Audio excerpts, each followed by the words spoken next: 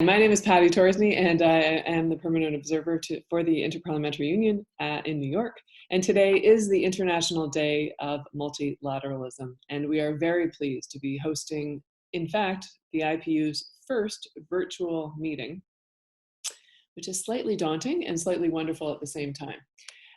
We are very pleased that the IPU President is with us today, and that the Undersecretary General for the UN's Undersecretary General Fabrizio Hochschild is here. He has a very specific function to coordinate the activities and this event around, or this occurrence and global conversation on the UN 75th birthday. We have Senator Juan Carlos Romero, who is in Salta, Argentina. Welcome. And we have Mladen Grujić, who is joining us from somewhere in Serbia. And as I've said, this meeting is going to run until 2:30. We'd like to have as many questions and comments as possible. And so if you wish to make a comment, you can either put your message in the chat room, or you can put up your hand by using the participants button. And then it generates a list that I can then go to. Please keep your microphone muted if you are not speaking. And I will just say that COVID-19 is challenging us all to work in new ways. And it is also challenging us many times to be, challenging us to be kind and generous to others. So I will now turn to the President and ask her to begin the discussion. And then I'll come back to each of the panelists.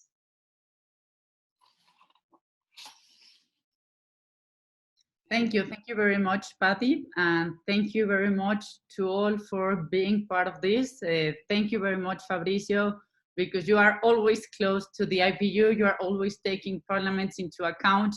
You came with us to the annual hearing. You were supposed to be at our last assembly that was not possible to be held in Geneva, and now in a virtual way, but also working with parliaments. Thank you very much. And thank you all colleagues. I am very glad to see faces literally from all different latitudes, continents, and everything. So thank you very much. I would like to acknowledge Paddy and all the team in New York, because this is just the first virtual meeting of the IPU. So thank you very much for this creativity, and let's continue with this spirit. Well, today is a very important date. This is the second year since the International Day was established by a resolution of the General Assembly in 2018. It comes in the midst of an unprecedented pandemic that has engulfed the whole world. The COVID-19 pandemic is yet another reminder that there are global problems that can only be solved if all countries, government, parliament, business, civil society come together to coordinate a global response. It is also a reminder of the centrality of the United Nations system as a main multilateral institution of global governance. These institutions are needed more than ever in the face of growing transnational challenges like climate change, terrorism, nuclear proliferation, and many others. In its very title, the International Day links multilateralism to peace, and now we know that peace is more comprehensive than perhaps what we have imagined 2 months ago. Indeed, this is the genesis of both the IPU and the UN as organizations founded a long time ago to prevent conflicts and the scourge of war. Back then, conflict was most commonly driven by more in territorial ambitions, imperialist struggles, and other such political calculations. In more modern times, this has been compounded by generalizing instability and uncertainty due to financial instability, trade disputes, competition for natural resources, and well, we know there are plenty of reasons for fighting in the planet. Now the coronavirus pandemic is fundamentally a health issue, but it is going to have different implications. Now we can see some political tensions Yes, of course, we are going to see some economic problems, and we don't know the size of it. And of course, we are also seeing a gender approach to this pandemic. This said, it is not enough to appeal to multilateralism and the UN as the key to all global problems. We must recognize that the system of multilateral institutions and international law that revolve around the UN is not perfect and is in need of deep reforms. Most people around the world regard the UN as a distant quasi-government in which they have no say and therefore little to trust in. Now we can see a lot of questioning, trying to link the coronavirus and multilateralism. And I believe that we need to go precisely in the other directions. We need to understand that this pandemic, as an example of something that we are feeling in our very skin, well, that's a good example on why cooperation is more needed now than ever, why we need more multilateralism than ever, why we need more accountability and trust into these institutions. And that's why IPU makes a lot of sense in terms of multilateralism. IPU was born as the first political multilateral organization, but now we are the natural bridge between the international commitments and the local realities. It is our duty to take a look, to analyze, to discuss, and then to ratify international instruments, then to translate that into national law, to allocate budget, and of course to work with the government, and also not only in cooperation, but also in oversight. So this is why we can translate international commitments into local and national realities. And well, we know that IPU is helping parliamentarians better understand how the UN works, including, for example, our Standing Committee on UN Affairs. Thank you very much, Senator Romero, for being here. We participate in key UN processes, for example, the High-Level Political Forum. We are always fighting also, to be honest, to be included into the different resolutions and agreements, because we know that parliaments play a key role. And allow me to express another point of view on why I believe that IPU and the parliament makes a lot of sense for multilateralism. Multilateralism is about bringing the different countries to the table, but also if we see the UN Charter, it is about bringing the people. And we, as parliament, we represent the people. We reflect the plurality in terms of political parties. We reflect the plurality in terms of gender, age, religions. We have many, many different expressions of this plurality. And this is also a key component for multilateralism. I believe that, yes, IPU is working very closely with the United Nations, but we need also to go a step forward. We need to be key into the implementation processes. Again, I believe, I'm sure that IPU can be that bridge, but it is going to be a reality once we achieve this implementation process at the national and local level. I think that also part of why people are frustrated with some of the agreements, or sometimes I'm sure that you, colleagues parliamentarians, also you have this kind of questioning when you go back to your countries, why you need to travel, why you need to go to these conferences, and which is the benefit for me? Well, now multilateralism is facing the same challenge that we do as parliamentarians, that we have in our national politics. This problem of trust is going all over the different institutions. And I'm sure that if we move forward in terms of strengthening accountability mechanisms, we are going to give again some faith and trust to the people that we represent, but also the people that needs to believe in multilateralism. I am sure that we can help restore people's faith in multilateralism if we go again to these accountability processes. And I would like to be very clear in this regard. I know that UN, as well as IPU, we are always posting in our websites, everything, our numbers, accounts, budgets, But that's not enough. Now, this world that is moving so fast demands a closer accountability. And I'm sure that we can use this anniversary, this important day of the multilateralism, also to take a very important moment to reflect on how, from our own sphere, we can strengthen multilateralism as the best way to achieve peace and understanding. In terms of needed UN reforms, as our members have noted many times, most recently at the 2019 parliamentary hearing at the UN, we talk about emerging challenges to multilateralism. The UN General Assembly needs to be empowered more. Some of our colleagues said it must become more transparent, effective, and relevant, avoid political polarization, and promote inclusiveness for all stakeholders, including parliamentarians.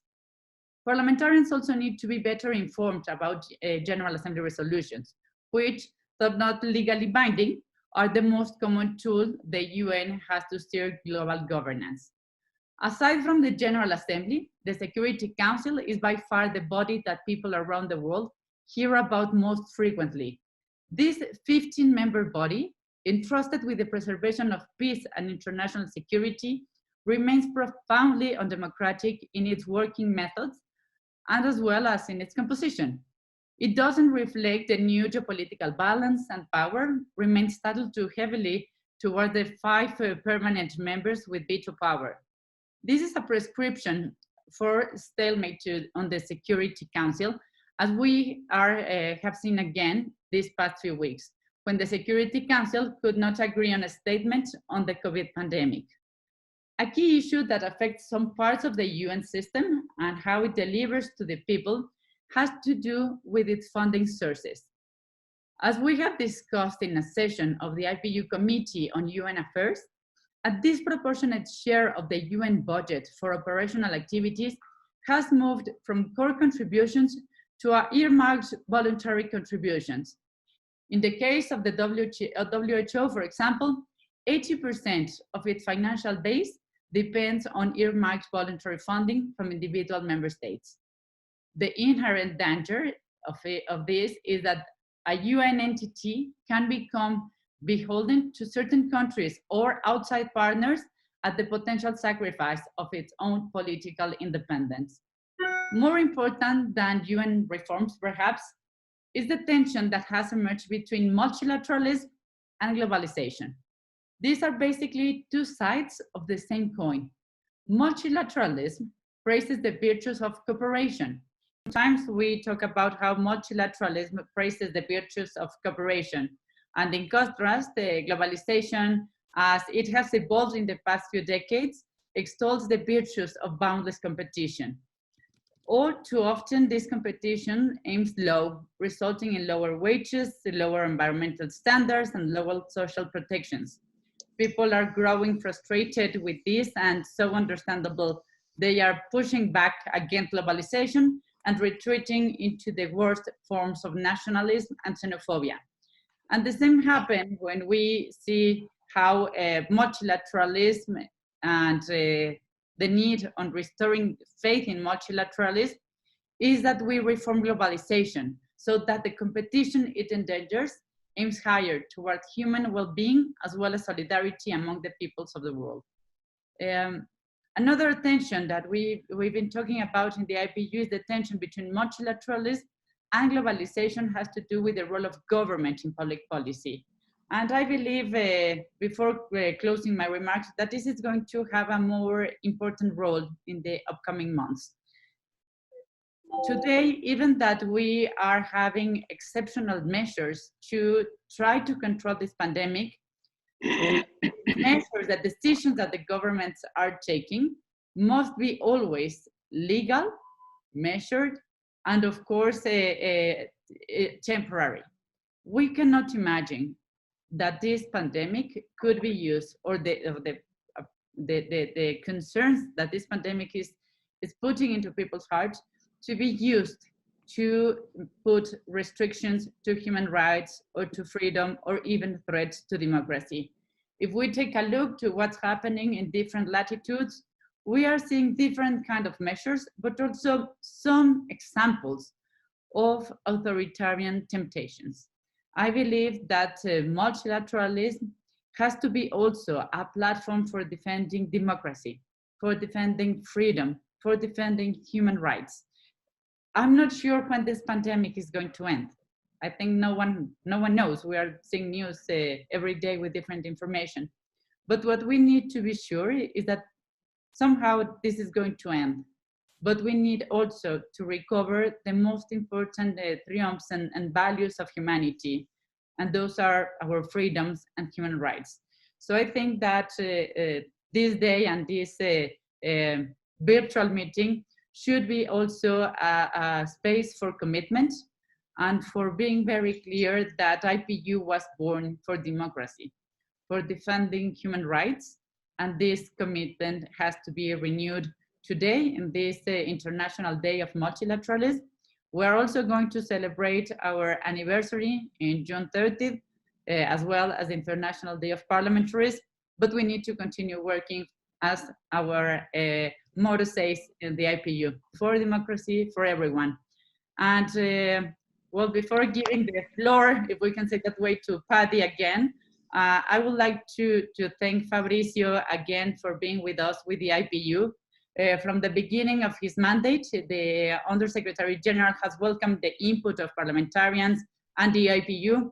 He participated in our annual parliamentary hearing in February in New York in a special session. He's making a huge effort with this project on UN 75.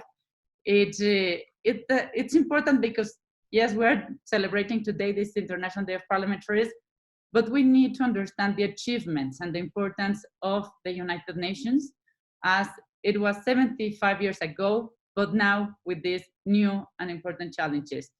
The Undersecretary General was supposed to join us this past weekend at our assembly in Geneva. He's scheduled to join us at the 5th World Conference of Speakers of Parliament in Vienna in August.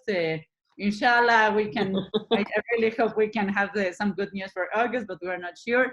And as Mr. Hochschild has said several times, we need to work together to build support for multilateralism.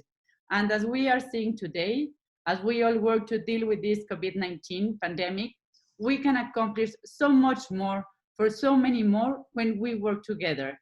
The UN is not perfect, but we can work to build a more effective institution.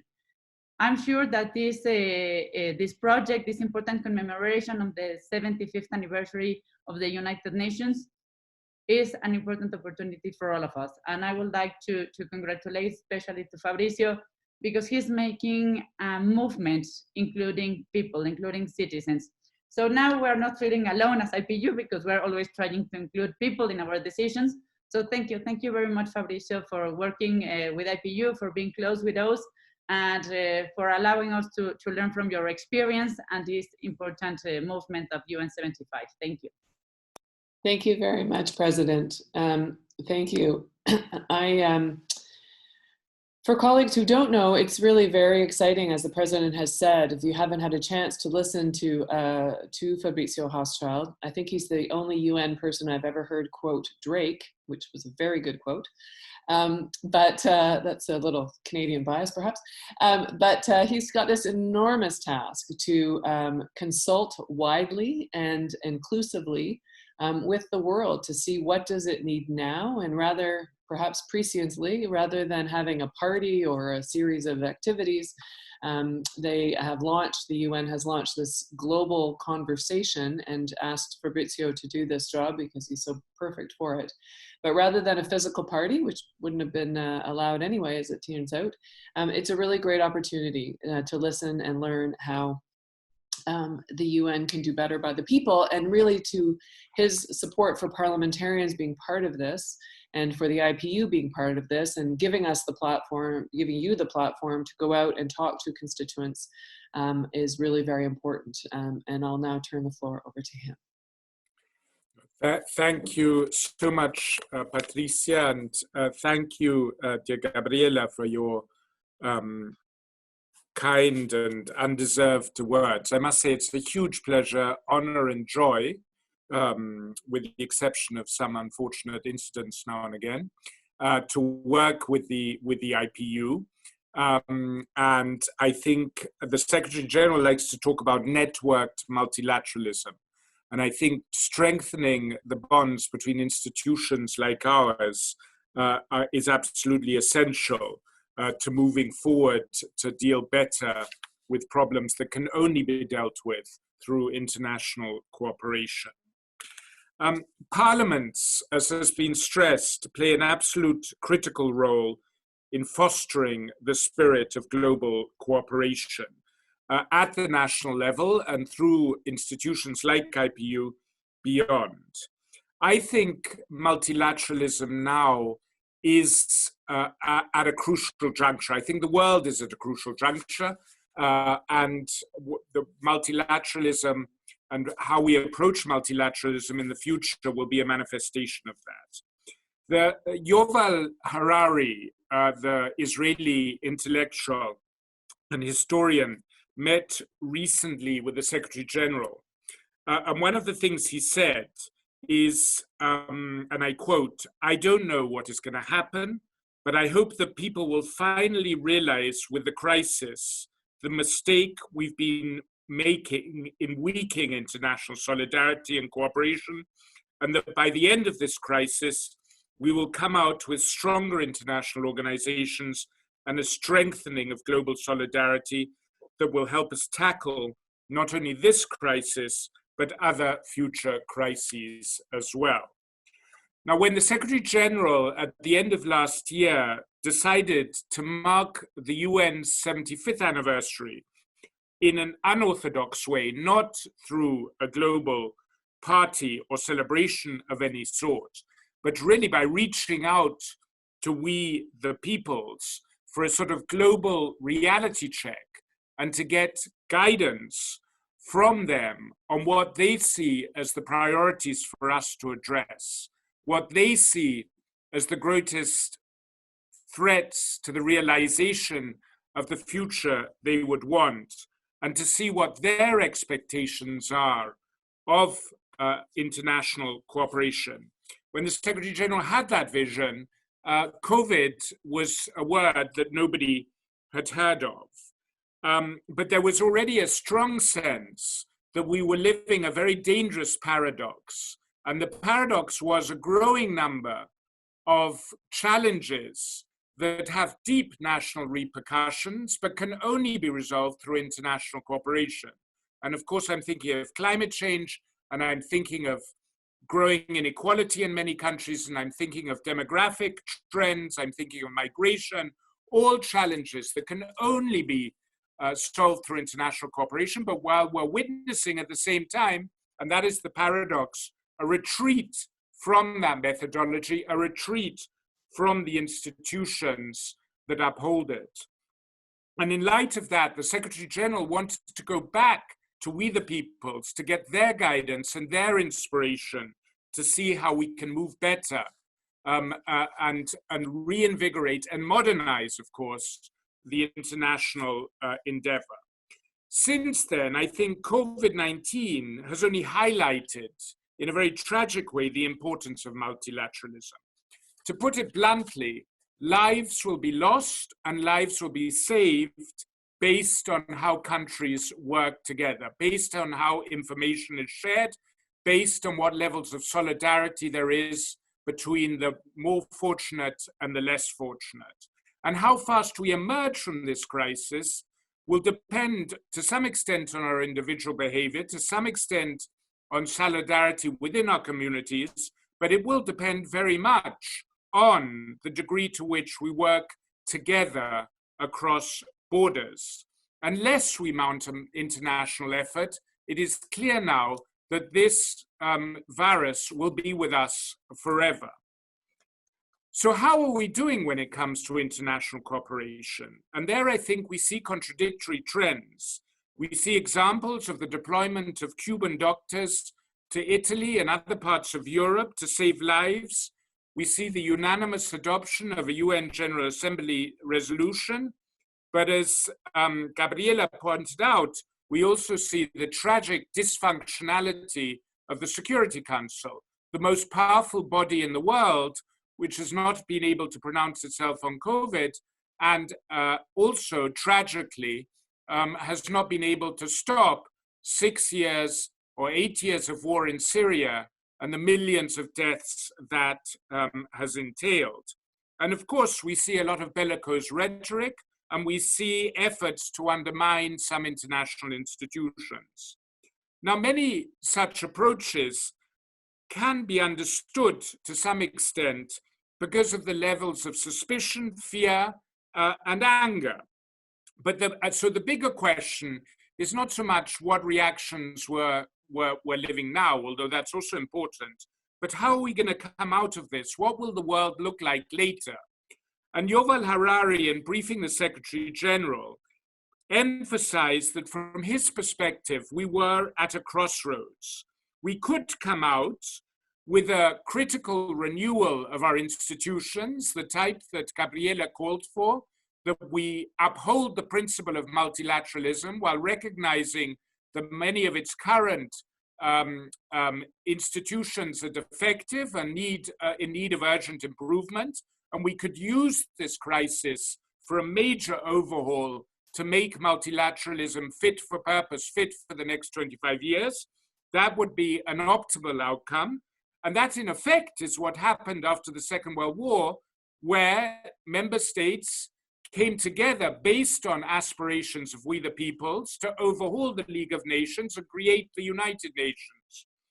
But alternatively, we might miss this opportunity and be left with a world that is more fragmented, where countries are more isolationist, more inward-looking, and where international affairs are dominated by more distrust and more conflict. Which path will we take? I think that is the question of our time, and which will determine the welfare of those who come after us. I don't think we can take it for granted that common sense will prevail, despite this sort of reflective moment we've been compelled to come into. There were many clever people who led the world into the First World War, and many clever people who led the world into the Second World War. So I think it will take a very determined effort to ensure that we come out of this wiser. But the outcome is not predetermined. It's really in all our hands to try and push in the appropriate direction. And the whole point of the UN 75 anniversary is to create a platform for people to weigh in. I think too often the debates in many member states is dominated not by the majority of voices, but by a very loud minority. And so that's why we've done our utmost to listen to as many through our 1-minute survey, and we'd really urge you to please disseminate this through your networks. We've gathered the voices from over 191 countries, from close to 80,000 people. And it's very striking how concordant those voices are. People want to see first and foremost action on climate change. That is the priority 3 times ahead of any other priority. They want to see better protection of human rights and dignity. That is the second priority. And the third is less conflict. And the fourth is better access to healthcare. And even after the rise of COVID, climate change remains the dominant priority. What is also striking is the demands for greater international cooperation. People see this as a single planet, with all governments having a responsibility not only for protecting and managing national interests, but for managing the global commons. Because, anyway, I'll go on. Because people don't perceive what we often hear from certain political tendencies, an opposition between patriotism or nationalism and internationalism. People, especially young people, according to our survey results, recognize that the world is so interconnected today that you cannot be a true patriot unless you also care about what is happening elsewhere in the globe. our fates are so intertwined that if you care about your country, you have to care about what is happening elsewhere as well, because one day it will come home to you. Thus, I think if COVID-19 has taught us anything, it's the need to overcome this forced dichotomy between being a nationalist on the one hand and a globalist on the other. In our interdependent world, the fate of one community in one place is inextricably linked to the wellness of others in other places, and we ignore that at our peril. COVID is the best illustration. COVID, if it remains alive anywhere on Earth, will be a threat to everyone on Earth, and only a global eradication of it will make everybody safe. And climate change is not as rapid onset, but its consequences is far more devastating. And that again is a threat that can only be handled through international cooperation and solidarity. But the threat that we come out of this with a more fragmented international order, with like-minded states grouping up with other like-minded states, with more inward-lookingness, with more isolationism, with less solidarity, is very real.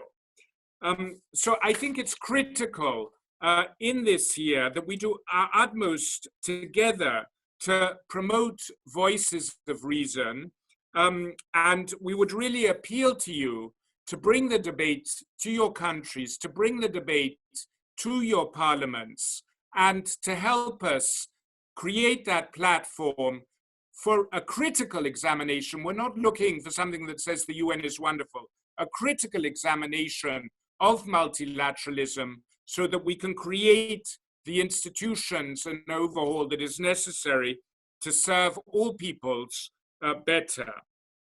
So, as I mentioned, I think we're at a crossroads, and there's an urgent necessity and opportunity to rejuvenate multilateralism.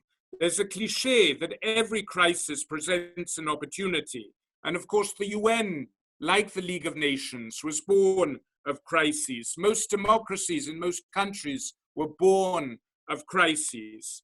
But it's not a given, it's not predetermined that we'll be that wise. So let us work together to seize the opportunity. I think we owe it to future generations, so they look back on us as a generation that can be admired for how we turn things to the better when they were going badly, as opposed to regretting us as a generation that just continued a long and sad history of short-term thinking and protection of our own particular interest without due regard for planet or for future generations. Thank you.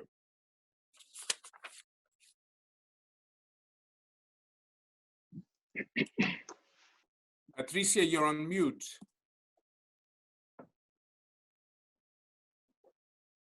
Patricia. Thank you. Okay. I unmuted Senator Romero and forgot to unmute myself. I was saying thank you very much, Mr. Hochschild, first, and to let you know that Hilal has put in the chat room the link to the online poll, and we will repeat it at the end, but you're able to go in and see that as well. Our next panelist is brought to us from, I guess, northern Argentina, from Salta. And yes, Senator Romero is the president of the IPU Standing Committee on UN Affairs, and we are very happy that you are joining us this morning. I'll also remind you and the others that there were 3 questions that were addressed to this session, if anyone else that wants to see that. And if you could just please raise your hand electronically, I will be keeping a speakers list. Without further ado, Senator Romero. Thank you. Thank you very much, Paddy, Madame le President, Mr. Fabrizio, and all the colleagues. I'm glad to have this opportunity to share this analysis, and particularly is the opportunity to reflect on the importance of the multilateralism today. Today is more important than ever. Today, the most serious problems which need a fast response affect all the countries and therefore cannot be solved individually. but require a collective response. Today, more than ever, we need a global responses to global challenges. The challenge we face today cannot be solved by any individual, any country but itself. Migration, armed conflict, refugees, climate change, international terrorism, and global crime, the new technologies are now we have this pandemic. Multilateralism and international cooperation through international organization is the tool to advance in the answer to those challenges. But it must be sincere, with sincere lateralism based on trust in each other. Currently, I see a multilateralism with a lack of trust. The mistrust is born on uneven economic growth in many of the international actors. This leads to trade disputes and geopolitical tensions, which only create instability and social conflicts in many states. All these point to the need for a fair globalization. That is to say, an ethical and fair multilateralism. History tells us by working together with mutual trust, we have been able to conquer the challenges we set ourselves.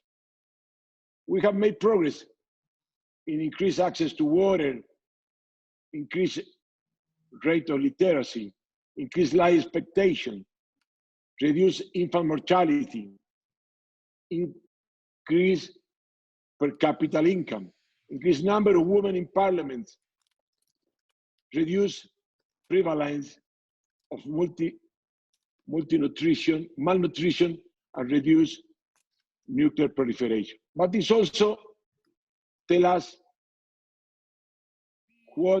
where we could not be them.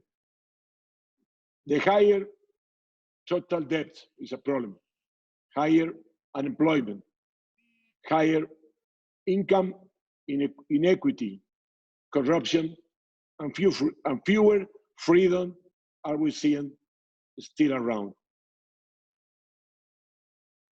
If we talk about economic multilateralism, it requires fair trade, great economic freedom, but guaranteeing equal conditions, guaranteeing honest judicial system, and government that provide political stability and encourage economic activity.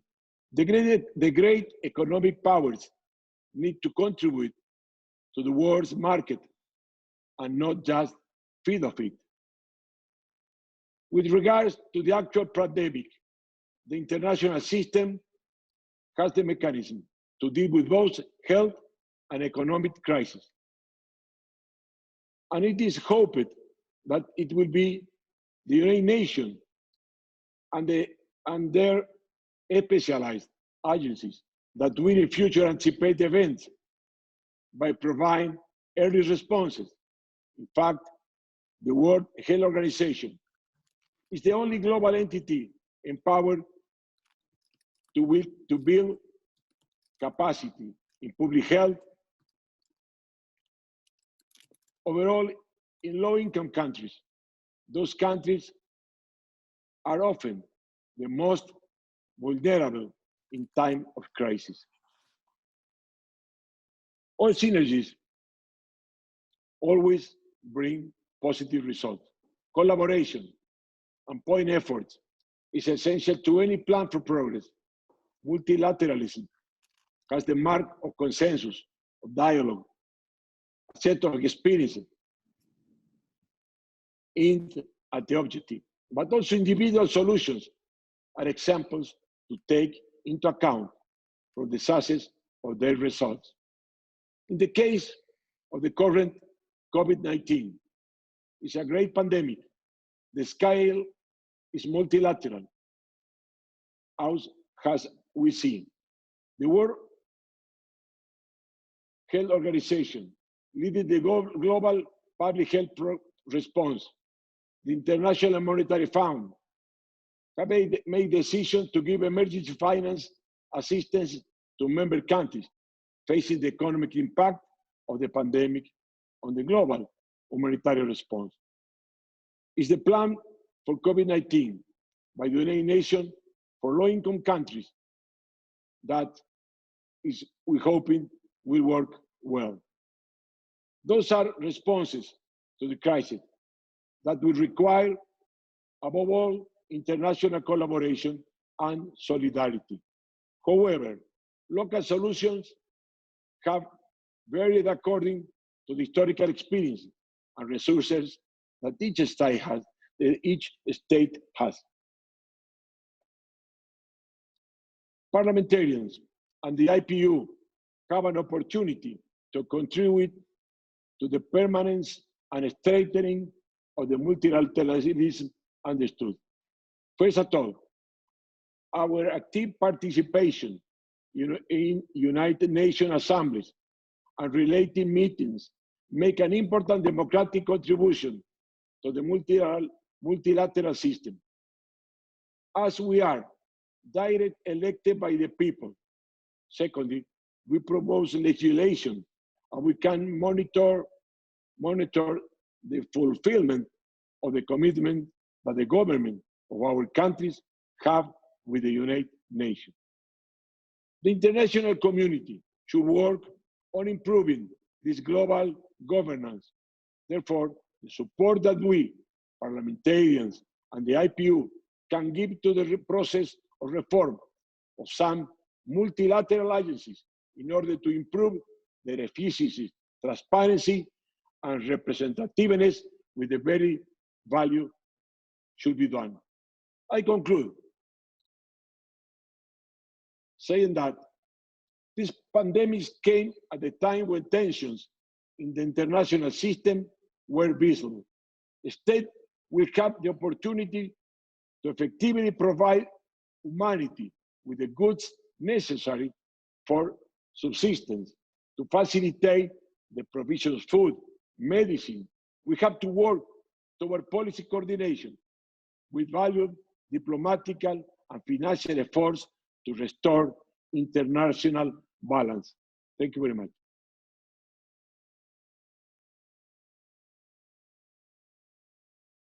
Unmute myself. Thank you very much, Senator. It's terrific to have your perspective. I was hoping that our next panelist from our executive committee would be on the call. We did have someone trying to get in who is on an iPhone, and unfortunately there is no other information about them. It just says iPhone. And given our recent experience, I'm not willing to do that. But I have texted him and hoped that he would join us. It was me, Patty. It was me. Now I joined in by Yasmin. Okay. I tried it on the iPhone and it didn't work, and I've been in technical limbo for the past 20 minutes. So now I'm in. Thanks. Well, thank you very much. That is Yasmin Ratanzi, a member of parliament from Toronto. And we're very glad that you are here. I have now lost my screen, so I'm just going to get there. I will also, you're still all hearing me, I hope. Yes. There we go. And I am going to open the floor now. And I am going to turn to, sorry, I've hit some button and I'm just trying to figure out gallery view. There we go, back in there. I've got two people on the speakers list, and they are Dr. Al-Amri from Oman. And I will unmute you. Unmute. Perfect. You are on, Dr. Al-Amri. Abdullah, you're on? Go ahead. Yes, thank you, Badi. And I would like to thank you for preparing for this meeting, which is very important. And I hope such meetings to happen from time to time in order to be updated to the situations around our planet. Moreover, actually, I would like to say three small points. First of one, that COVID-19 has learned us that the national work is not enough. We have to focus on multilateralism as a base in order to move forward to our future, to protect our human being, to protect our planet. We should spend more cooperation in between IPU and UN. Instead of keeping spending some efforts just in meetings, in conferences, we should apply actually the strong relationship in between IPU and UN in order to make MPs real messengers of the important decisions which will help every individual human being around the world. Otherwise, we will keep in our situation right now as a normal cooperation without, a real cooperation by which we can, get a certain solutions for many problems. I mean, in conclude, in this point, UN has to allow IPU to be involved more and more in the assemblies, in the meetings, even though in the decision making. And the IPU should be represented by MPs.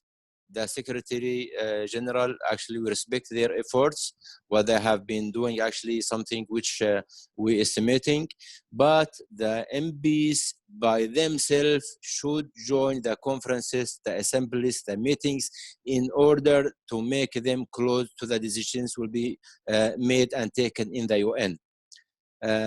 This is, I think this point of view has been clear for everybody. The second thing, our friend actually from UN has been talking about a certain personality from Israel, which have been giving some messages, and actually good messages, but we should apply them in fact. Israel has doing something which very fast, very far from the humanity. I mean, killing Palestinians every day, and then coming to talk about, going out from solidarity to programs which could protect the planet. We should stand all together in front, every country, every organization which have been ignoring the international law and which, not caring about the human rights, the children, and the human being. Finally, COVID-19, have opened a new windows in front of us. Who could imagine that the big countries like US, could go through such situations? Everybody thinking that the biggest countries which they are well systematic, well prepared to protect themselves against any threatening situation. Right now, actually, as you seen the numbers, the thousands of dead people, the thousands of cases, and on the other hand, the shutdown of the business and trading around the world. So when we pass the COVID-19, we will come to a new world with a new systems, with a new situations. Many people will lose their jobs. Some continentals could tolerate, could keep in this situation for a long time unless all of us try to help them. Here for the poor countries in Africa, some Asian countries which need the help of the international society to make them pass the COVID-19 situations. Thank you very much.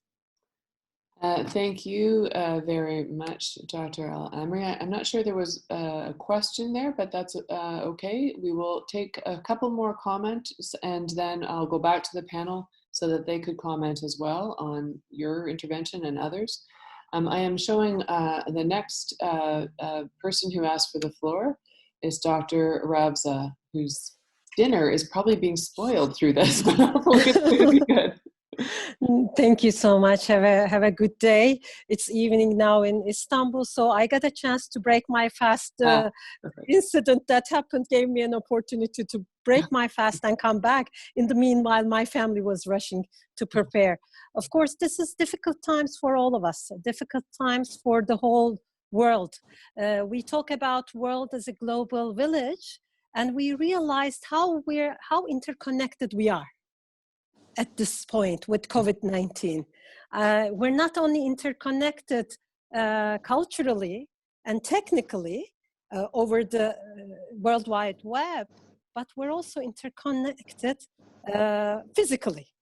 So many countries took different measures. Many nations decided to close their borders, stop flights at different levels. Some have curfew, permanent curfew. So each of us have different ways of dealing with this crisis. But one of the things that also made us realize is that without each nation dealing with COVID-19 and each of us globally dealing with it, taking the necessary measures, it's not going to go away.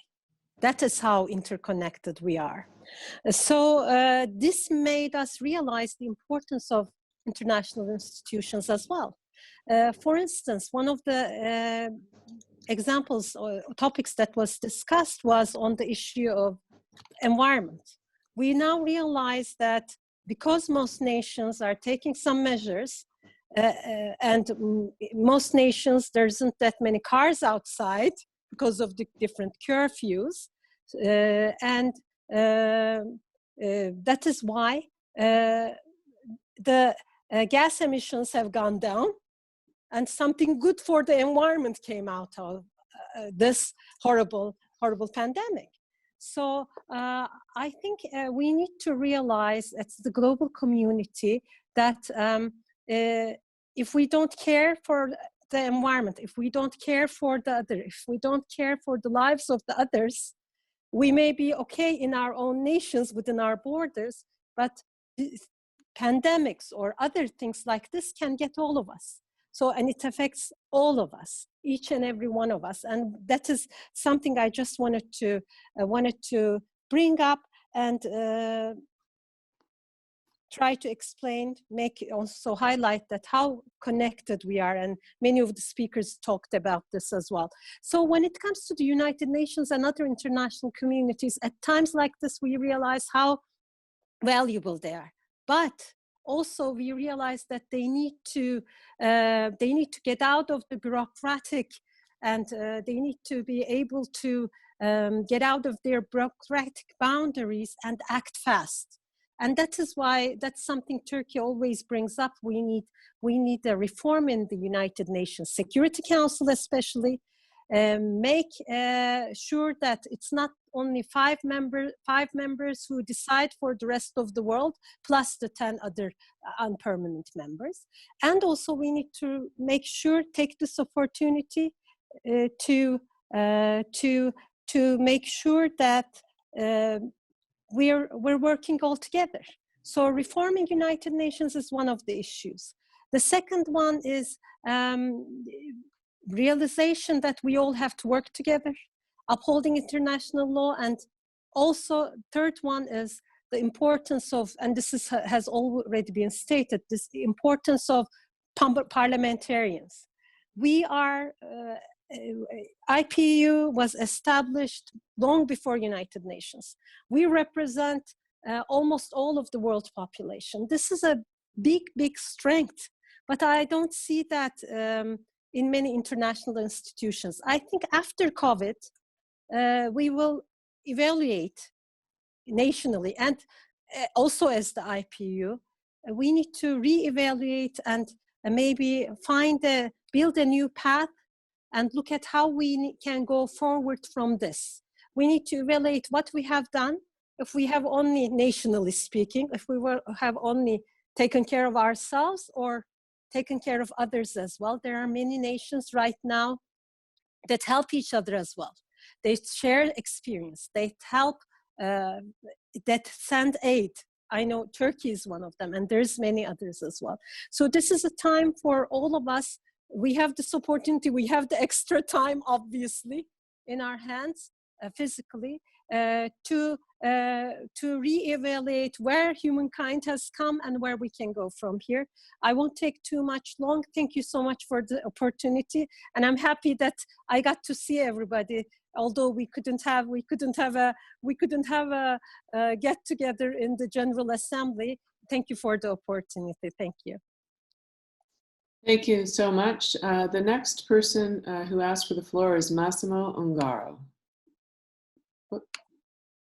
Massimo, just a sec. Massimo, you should be live now. I'm not hearing you. There you go. Yeah. I'm getting static. I'm not getting your voice. You're in a beautiful room, but I'm not getting your voice. Ah, yes, come closer. There you go. Yes, can you hear me? Now, thank you. Okay, fantastic. Thank you very much. I wanted to ask you something, Paddy, to you, President Cuevas, and Mr. Hochschild, is that I completely agree with his intervention about the tension between nationalism and internationalism. And I think after this crisis of COVID-19, a lot of countries, a lot of nations could be tempted by the road of isolationism, of closing borders, of retrenching itself in a closet-minded nationalism. And I think this is very important to reassert our common values. Not only of the UN, of course, we are celebrating the 75th anniversary, but of course of the IPU. We in Europe as well, we're experiencing this. In Europe, we are seeing very well how the dichotomy between the common challenges meets approaches which are still very national, whereas the international or the supranational structures maybe are not still perfect or are not still don't still have the capacity to confront the common challenges. So my question very simply is the following. What do you think we as just normal MPs can do practically in our parliaments in front of this challenge? If you have any practical advice for us, that's it. Thank you. And sorry, Massimo, do you mind telling us where you are from? Which parliament? Italy. Italy. Okay. I was going to guess that, but you can't be too sure. I will now turn to the panelists. I will remind you that there is a survey that the UN through Mr. Hochschild has launched, which is www.un75.online. Feel free to tweet that, to Instagram it, to put it on your Facebook, get everybody you know and your constituents to participate in the survey. And perhaps also, Mr. Hochschild, you could tell us how long that survey is open and what perhaps are the timelines for your reporting. Again, we appreciate things have changed dramatically in this current period. Madam President, would you like to comment or on the further ones? Thank you. I'll turn to you. Unmute. Thank you. Thank you very much to all. Thank you for your very enthusiastic and committed participation. Parliament can do a lot of things, and perhaps the most important is to be aware of everything that we can and must do in order to defend multilateralism. The first issue is that we sent a letter to all the parliaments, to all the speakers, asking you to be part of this UN 75 process. It is not only like expecting like UN is going to make events and conferences and send documents and post things in the website. UN needs a lot of hands, a lot of minds, and a lot of hearts to strengthen multilateralism. Otherwise, this is not going to work. When UN was founded 75 years ago, the circumstances were completely different in terms of communications, technology, everything. But now we need to be engaged. Yes, we are a much bigger population. We have parliament, we have governments, civil society, local governments. There are a lot of different actors. But again, what I believe is the most important parts of having parliaments into the United Nations is that we can make the international commitments to turn into local realities and national change. For example, one, I think that the easiest one, SDGs. SDGs is like a roadmap. It's something that we know that if we follow that path, we are going to reach a more equal, a more inclusive planet, okay? But if SDGs are not reflected into national legislation, are not having proper budget allocation, we don't have any communication with the governments, nothing is going to happen with SDGs. So this is a small, we can say small example, but this reflects the need of a more inclusive multilateralism. Please go back when we can, or at least try with the virtual things, but go back with your constituencies and explain them why multilateralism is important, why these institutions that we see so far away from our realities are important. And it's not difficult, especially now. While we are seeing countries and governments competing for vaccines, well, many of us believe that what we need is more multilateralism, exchanging information, exchanging practices, how each country is dealing with this virus, and then to have a joint effort to find this very needed vaccine. So please use your powers as parliamentarian. Go to the law, go to the budget, go with your constituencies and explain them that this planet doesn't have borders when it comes to making solutions. The virus is not going to ask for a passport. Climate change is not respecting borders. The real challenges needs all of us, and that includes parliamentarians. Please do not allow any xenophobic speeches. Please don't allow more hateful messages in campaigns. This planet is for all of us, and that includes parliamentarians because we have the link with the people. And if the UN Charter starts "we the people," yes, that's why parliaments are here. I'll now turn to Fabrizio Hochschild, and then I will go to Senator Romero if there's something that you wanted to add, and then we have Alessandra Motter. We have about 10 minutes left.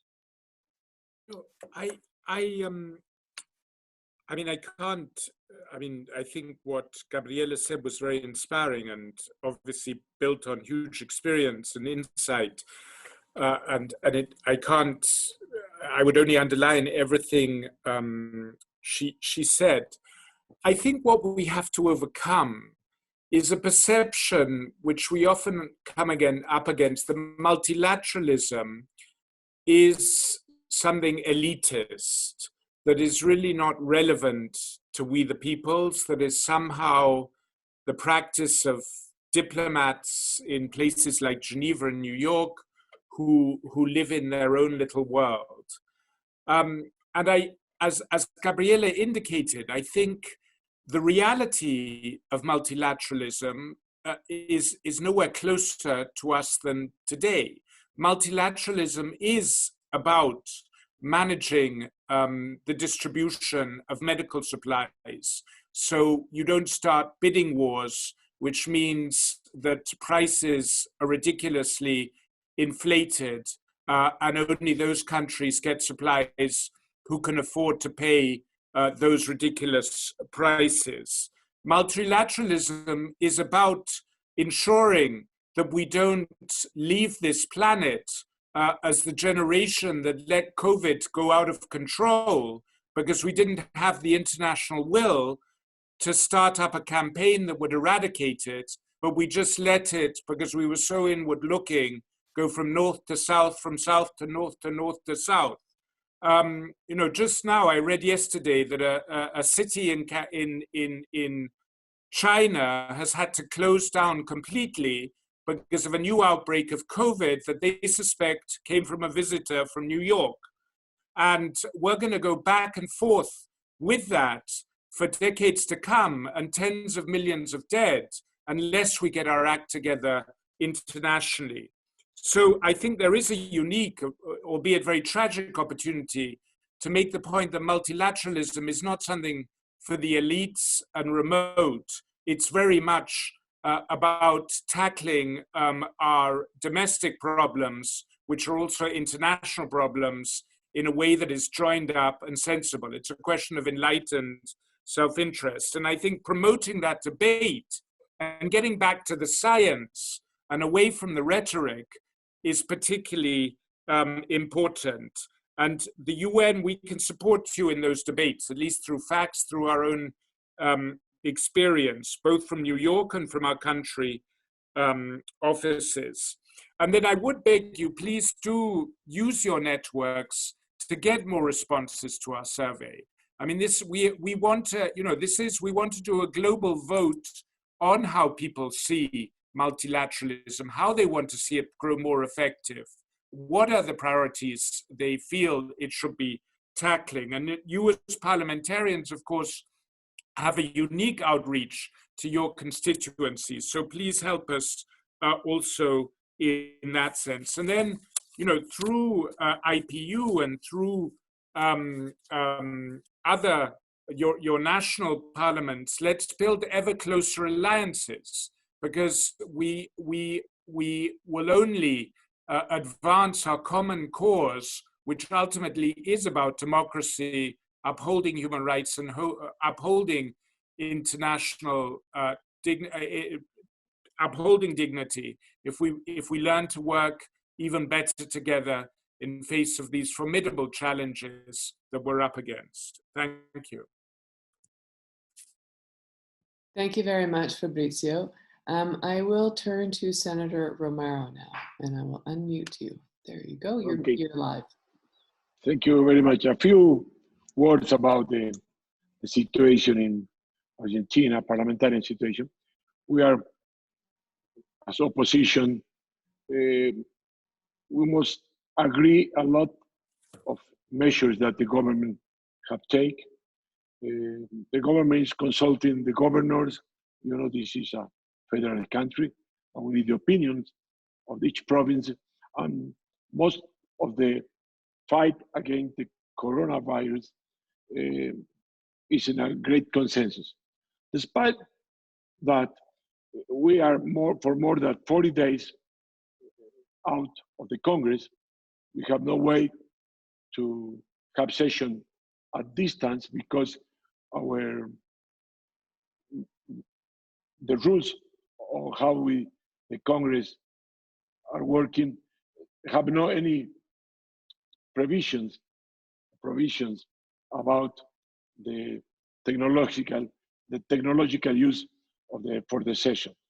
But despite that, we the parliamentarians are presenting projects, press release, opinions, trying to help in one side the health measures that the government have taken, plus to see how will the economy going to recover after this disease. Because the poverty, the unemployment is going to be a big issue here and in many places. And then we are pointed all the defense of the human rights against police brutality or excessive lack of justice or activity that the authority are passing the law over the need for protect the health situation of the people. But sometimes appear another restriction, for example, prohibition of selling alcohol in some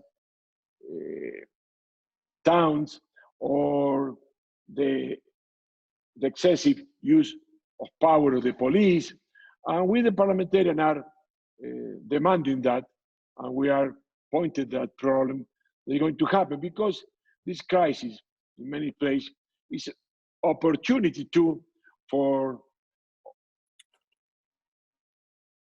authoritarianism, is opportunity for the create restrictions to the freedom of the people, the liberty of the people, and we the parliamentarians have obligation to point, to help, to get some reasonable rules or reasonable recommendation to the people.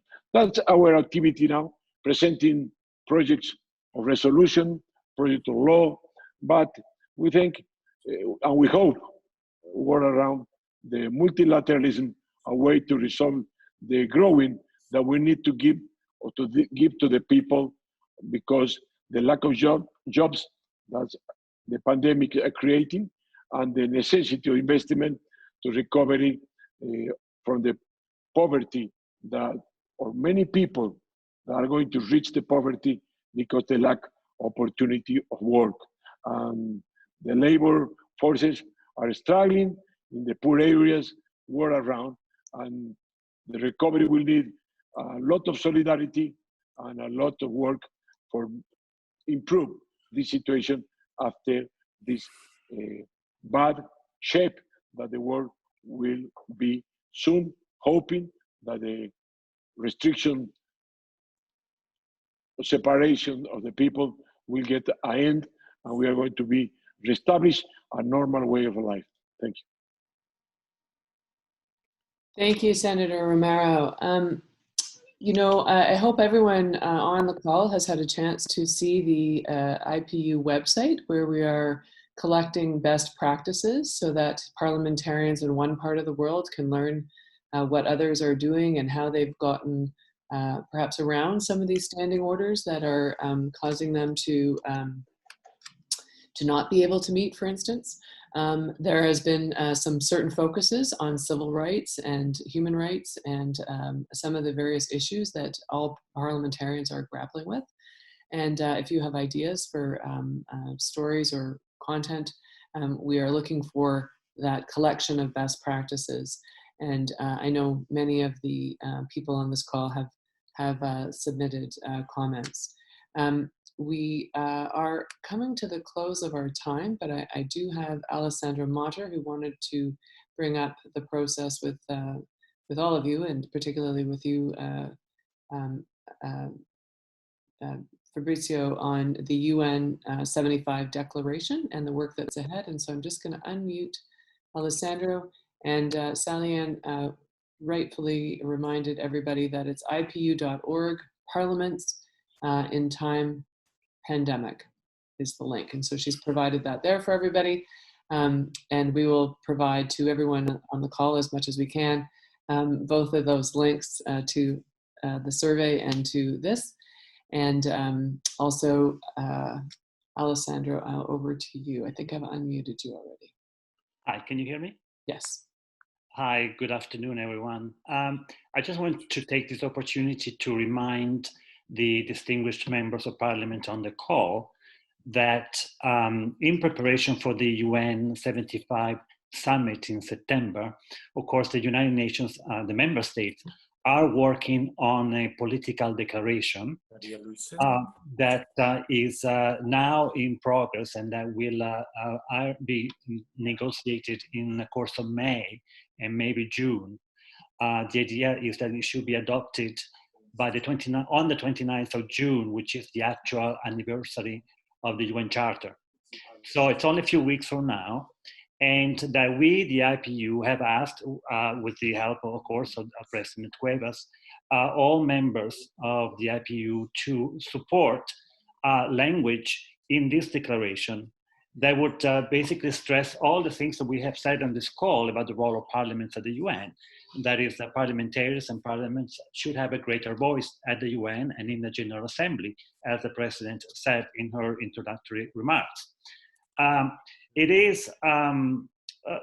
is a distinction to be made between, when we talk about the UN, between the Secretariat and the political membership of the UN, the ministers, the heads of state, and the ambassadors. So, of course, on the Secretariat side, as represented here by Mr. Hochschild, we hear wonderful words of support. But when it comes to the political side, with the actual masters of the General Assembly, that is not always the case. We need to still make inroads in convincing all of the member states about the value of this partnership with parliaments and parliamentarians.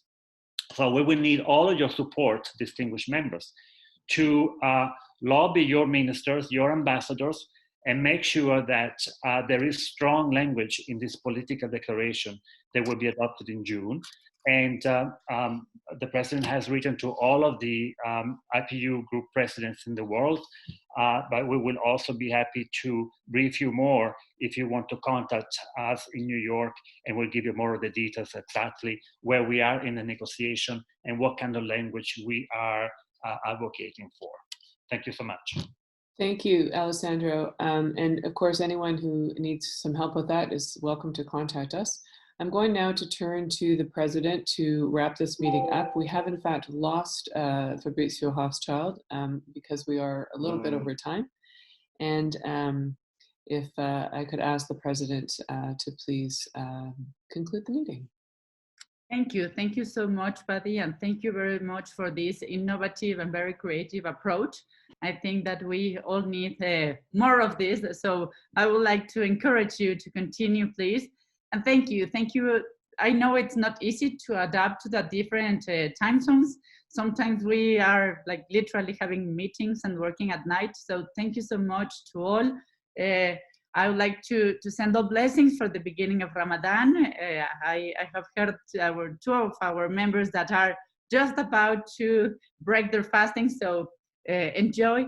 And please be sure that multilateralism is important, and multilateralism needs all of us. It is not only about UN, it is a way of achieving peace, and it has been working. So let's put more parliamentarism into multilateralism. Thank you all. Have a very good day, a very good night, and thank you all. Thank you very much, President. Thanks to all of you who, the committed team who came back for the second call. Something that will work out for future meetings. I also direct you to the website, which has not just that information, but also some information about another call taking place on Tuesday, specifically with the World Health Organization, that is very appropriate as well. So wishing everybody the very best, be healthy, be safe, be well, and go be multilateral. Thanks.